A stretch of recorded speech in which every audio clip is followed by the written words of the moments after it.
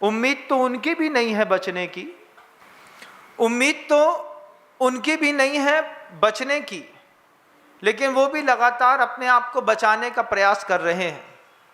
संपत्तियां इतनी हैं, न खाते हैं न खाने देते हैं, कहाँ लेकर के जाएंगे ये खोज का विषय है। इसके ऊपर एक बुक लिखने की जरूरत है, लेकर के कहाँ जाएंगे।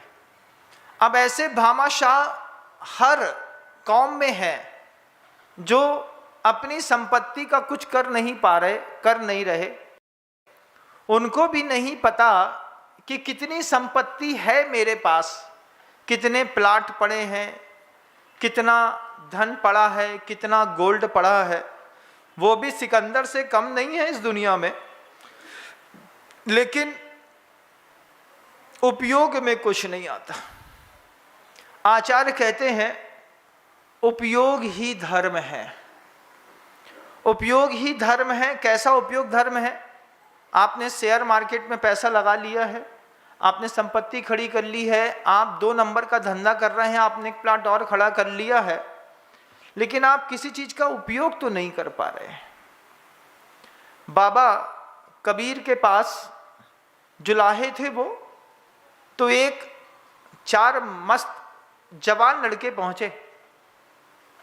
जवान लड़के पहुंचे और पहुंच करके कबीर अपनी दुकान पर बैठे थे, कपड़ा बेचते थे। तो एक कपड़े को उठाया, 1.5 मीटर का कपड़ा था, 1.5 मीटर का कपड़ा उठा करके 20 से 2 टुकड़ा कर दिए। पहले तो उसी कपड़े का मूल्य पूछा, उनने कहा 12 रुपए का है। 12 का था तो उन्होंने उस कपड़े को फाड़ करके आधा कर दिया। आधा फेंक करके आधे का मूल्य पूछते हैं, ये कितने का? कबीर बिल्कुल शांत बैठे थे, कुछ नहीं बोले। किससे पूछ के फाड़ा, कैसे घुस गए, क्या कर रहे हो, कोई भी बात नहीं करी कबीर ने।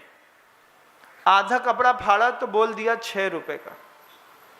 6 बोला तो उसका और एक टुकड़े का आधा टुकड़ा और करके उन मनचलों ने फिर पूछा, इसका कितना? 3 रुपए दे देना। 3 रुपए के टुकड़े को एक बार और फाड़ा, और फाड़ करके फिर कहा, इसका कितना? कबीर को अभी उसमें उम्मीद दिख रही थी, 1.5 रुपए दे दीजिए इसका, 1.5 रुपए दे दें। इतनी शांत तरीके से कबीर ने 1.5 रुपए बोले कि मनचलों का मन अभी भी चंचल था। उन्होंने एक बार और फाड़ा, फाड़ करके बोलते हैं, इसका पैसा कितना? कबीर ने देखा कि चिंदी बहुत छोटी हो गई है, तो कबीर उन मनचले लड़कों से कहते हैं, अब तुम इसका पैसा नहीं चुका पाओगे, अब ये बेशकीमती है। लड़कों ने बड़े धैर्य के साथ कबीर से पूछा, रे बुड्ढे, जब तू 12 का 6 बोल सकता है, 6 का 3, 3 का 1.5, तो 1.5 का 75 पैसा क्यों नहीं बोलता? बोलता नहीं, एक वक्त तक फटे हुए कपड़े पे उम्मीद थी, इसका उपयोग किया जा सकता है। अब ये इतना छोटा हो गया है, इस कपड़े का अब कोई उपयोग नहीं हो सकता, और जिस कपड़े का उपयोग नहीं होता है उसका तुम कीमत चुका नहीं पाओगे। कबीर गंभीरता के साथ उस बात को कहते हैं, इस कपड़े को सिर्फ कपड़ा मत समझना। किसान ने इस कपड़े को बोने के लिए गर्मी में हल चलाया था। उसकी महिला ने लकड़ी फूंक फूंक करके रोटी बनाई थी उस किसान को जिंदा रखने के लिए। किसान ने कपास पैदा करने के लिए भरी गर्मी में खेत में हल चलाया, 2 बैलों को चारा दिया, ठंडा पानी दिया, उसने पूरी धरती उलट पुलट करी। उसके बाद उसने प्रभु से प्रार्थना करी। प्रार्थना करने के बाद बीज बोया। बीज बोने के बाद किसान ने उसमें खाद डाला, हवा डाला, पानी डाला, उस पर और भी उर्वरक शक्ति डाली। उसके बाद 3 महीने तक लगातार, 4 महीने तक लगातार किसान अपने फसल की खेती की रक्षा में रात भर खेत में रह करके जागता रहा। जागने के बाद जब फसल फूल गई, उसमें से कपास का फूल खिलने लगा, किसान की जागरूकता और बढ़ी।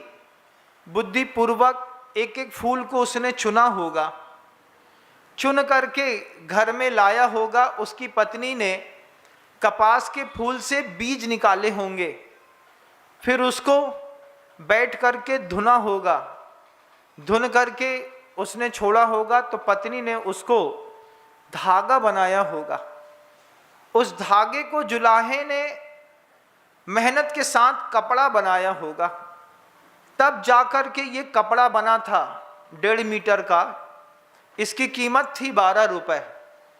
लेकिन बिना उपयोग के अगर ये कपड़ा वापस खराब हो गया, इसके पीछे किसान की मेहनत है, पसीना है, धूप है, 2 बैल हैं, पत्नी की रोटी बनाना है, उसका सिगड़ी फूकना है, उसका धुएं में काला होना है, बर्तन मांजना है।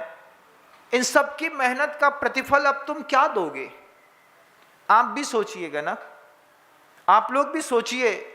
आप लोग कोई भी वस्तु खरीद करके अपने घरों में ले आते हैं, लाने के बाद बिना उपयोग किए आप उस वस्तु को फेंक देते हैं।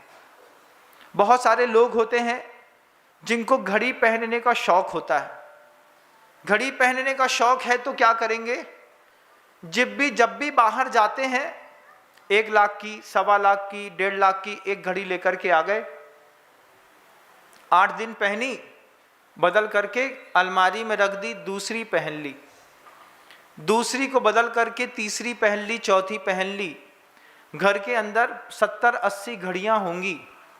सुनते हैं 9,000 घड़ियां निकली थी तमिलनाडु की मुख्यमंत्री के पास। एक एक घड़ी की कीमत लाखों में थी। आपके पास भी ऐसी कितनी ऐसी चीजें हैं जिनकी आपने कीमत तो दी है, लेकिन उसका पूरा उपयोग नहीं किया। जय जिनेंद्र, अगर आपको मेरी वीडियो अच्छी लगती है तो प्लीज़ मेरे चैनल को सब्सक्राइब करिए, लाइक करिए, शेयर करिए। इसी तरह से अपना प्यार मुझे देते रहिए।